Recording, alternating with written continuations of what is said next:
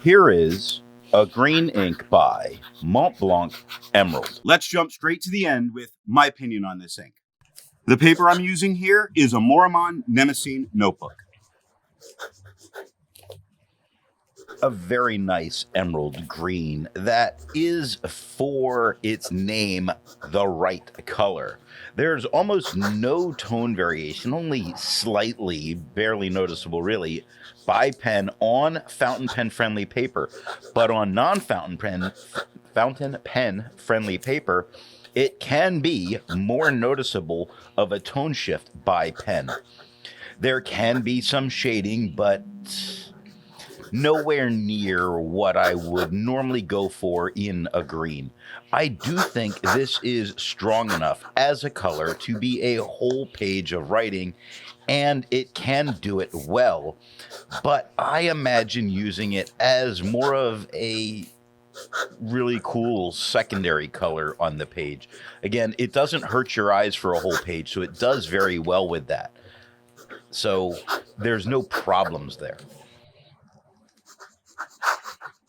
The pen for today is an Aurora Optima.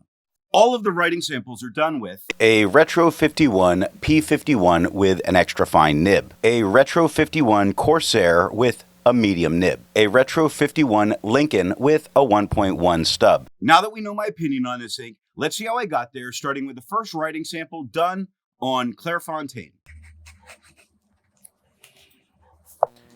Looking at the extra fine nib, I'll call this the lightest tone, though when we get to the medium, there's barely any change. There is no feathering and there is no spread.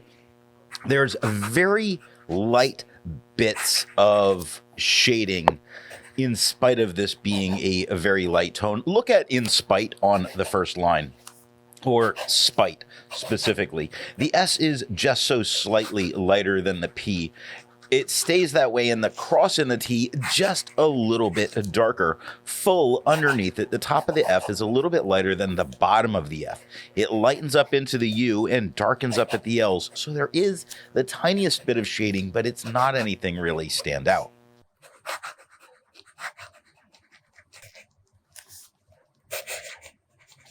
Looking at the medium nib, it is just a hair darker than it was with the extra fine. There is no feathering, there is no spread. The shading is much more noticeable than it was with the extra fine. You see it in width quite a bit on the second line, where it starts lighter, gets much darker at the TH at the end. And look at bump, where it's nice mid-tone on the BU, lightens up on the M, and a little bit darker at the P.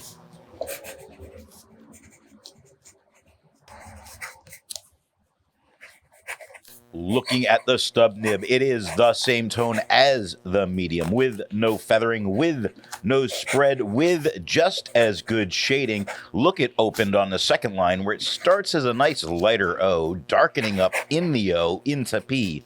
During the E, it goes from dark to light. It stays lighter till it gets to the D at the end, which is a whole lot darker. Looking at the back of the page, we get no bleeding and no ghosting. Like most inks, this one comes in a bottle. This is how the Pilot Custom 823 fits. And here is the Pelican M1000. Here is the ink level when you can no longer fill a Lamy Safari. There is approximately 7 milliliters of ink left. The next writing sample is done in a Portage reporter's notebook. Looking at the extra fine nib, it is the same tone as it was on the Clairfontaine. We get no feathering and we get no spread, but the difference in paper does make it seem a little easier to read here. Not that it was hard to read on the Clairfontaine, but it certainly does look a little bit more pronounced. Now, the shading's not really huge. If you look at He Cried on the third line, he is rather monotone, but Cried starts lighter, gets darker at the E, a little bit darker again at the D, just showing that it can shade, just not a ton with the extra fine.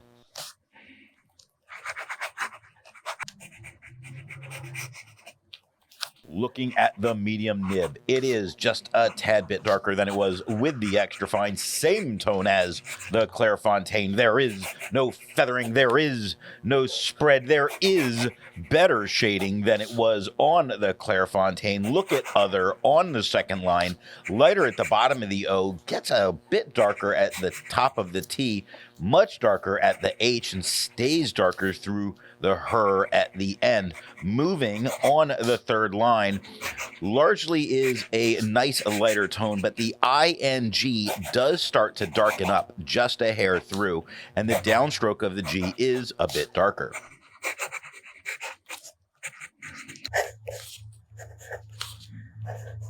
Looking at the stub nib, it is the same tone as it was with the medium, same tone as the Clairfontaine, with no feathering, with no spread, with very nice shading. Look at left out on the first line. The L is nice and dark. It lightens up a bit through the EF, much darker at the T. The is starts darker, it gets lighter at the top of the S, dark at the bottom of the S. Out, nice lighter tone with the OU, a very dark at the T. We're getting a lot of very nice tone variation with this stuff. Looking at the back of the page, we get no bleeding and no ghosting. There's a lot to learn by doing multiple chromatographies. The one on the left is immediately put into water for 10 to 15 seconds. The one on the right, marked with a D, is let dry for 10 minutes before putting it into water.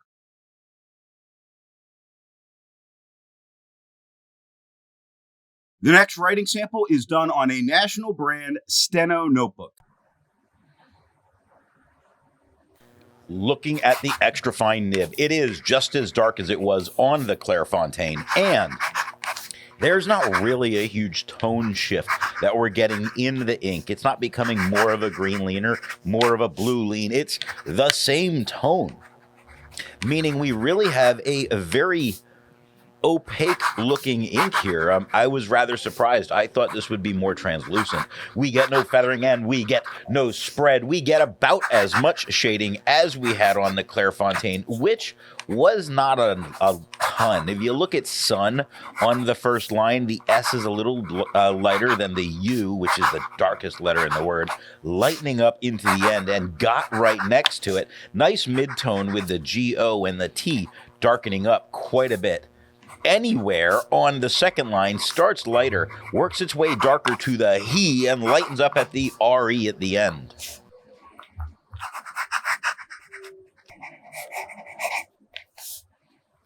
Looking at the medium nib, it is just a little bit darker than it was with the extra fine, just as dark as it was on the Clairfontaine, with no feathering, with no spread, with no shading, none. I mean, the first word is a bit darker, but the rest of it is really a uniform tone.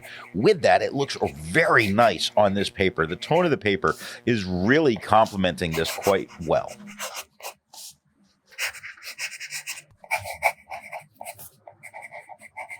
Looking at the stub nib, it is the same tone as it was with the medium, the same tone as the Clairfontaine. There is no feathering, there is no spread, there is some shading, but not as much as you would really think. Look at but on the first line.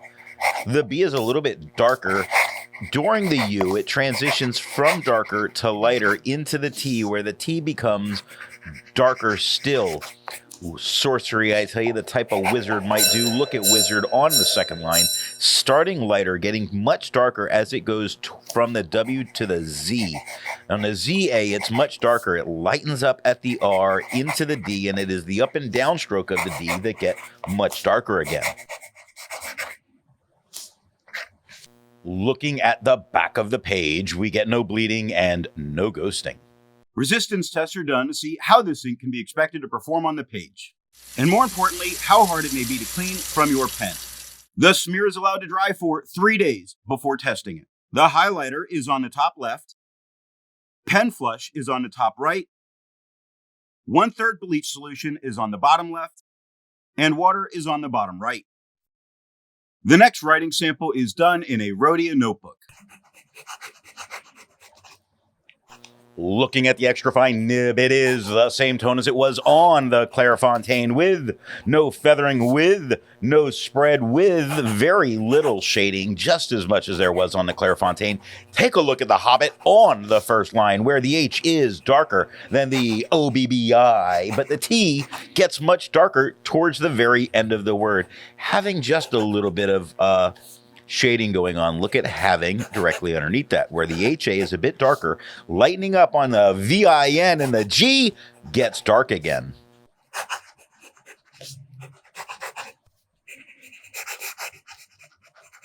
Looking at the medium nib, it is a little bit darker than it was with the extra fine, same tone as the Clairfontaine, with no feathering and with no spread, but they do shade here. Look at they on the first line. The T is light, the H is very dark. The E is dark, but not as dark as the H was.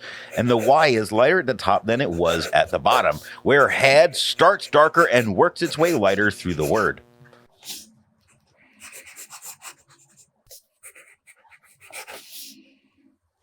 Looking at the stub nib, it is the same tone as the medium, same tone as the Clairfontaine, with no feathering, with no spread, with shading that I think in its moments that it's doing well, it does better than the Clairfontaine. Take a look at host. First line, you see it starts much darker. At the S, it lightens up quite a bit and then gets to very dark again at the T. The same thing goes on with they at the third line, where the T is a little lighter, the H very dark, the E lightens up a little bit, much lighter into the Y, but the downstroke of the Y becomes very dark again. Looking at the back of the page, we get no bleeding and no ghosting. With over 1,000 inks reviewed, let's take a look at some color comparables. Here is Ackerman, their number 28.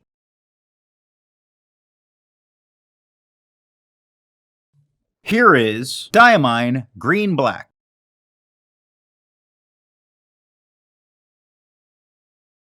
Here is Pilot Shiku Rin, or Bamboo Forest.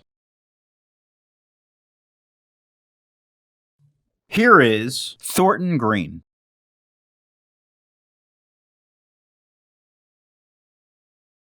The next writing sample is done in a composition lab notebook.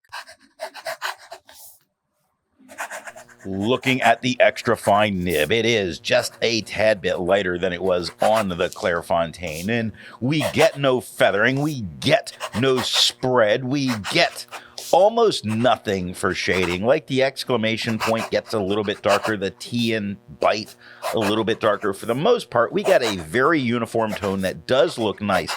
My problem going on here is those vertical lines. It's not standing out from them.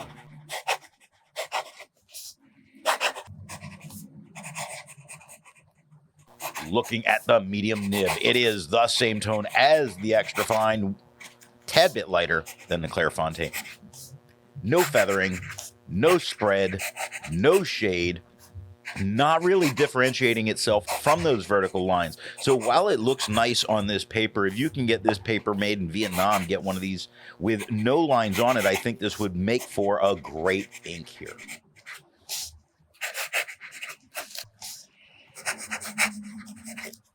Looking at the stub nib, it is the same tone as the medium, just a little bit lighter than it was on the Clairfontaine.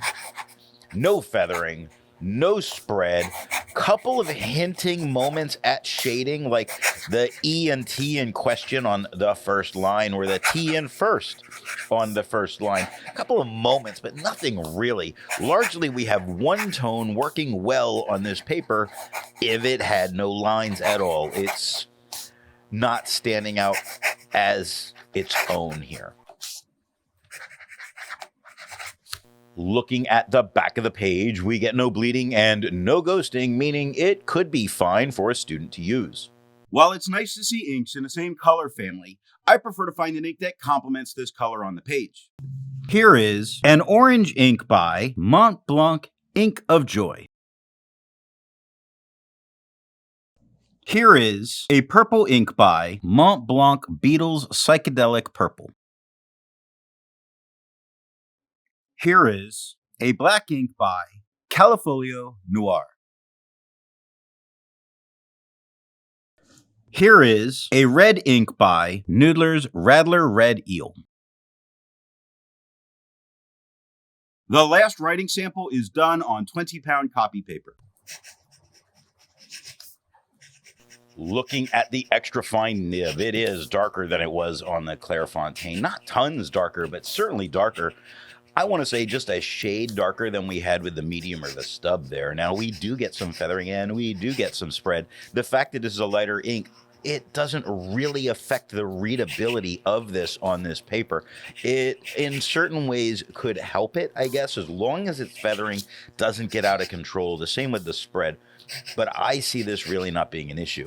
As far as shading, there's really none, but not to be expected on copy paper.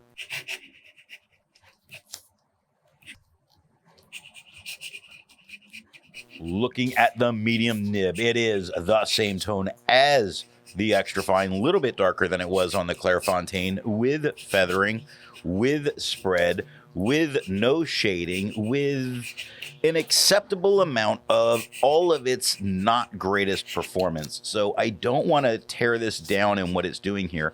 I just don't want to see people use good ink on bad paper.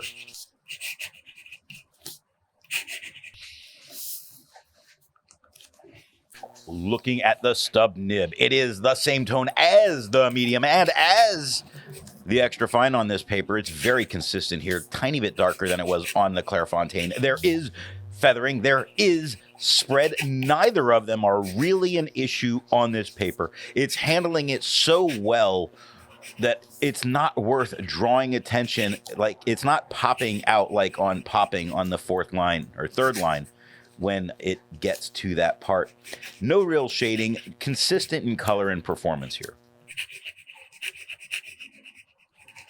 Looking at the back of the page, the ink does get kind of deep into this 20-pound toilet paper. I mean copy paper.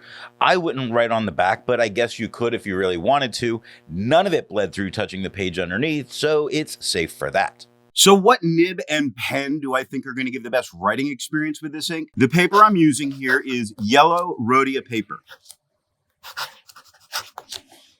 The extra fine is good enough to be a standalone on the page, and it does have its moments of shading. The medium is only the tiniest, slightest bit ever darker than the extra fine, and the shading is noticeably better because of the thicker line. Now, the stub is the same tone as the medium, and the shading is just as much.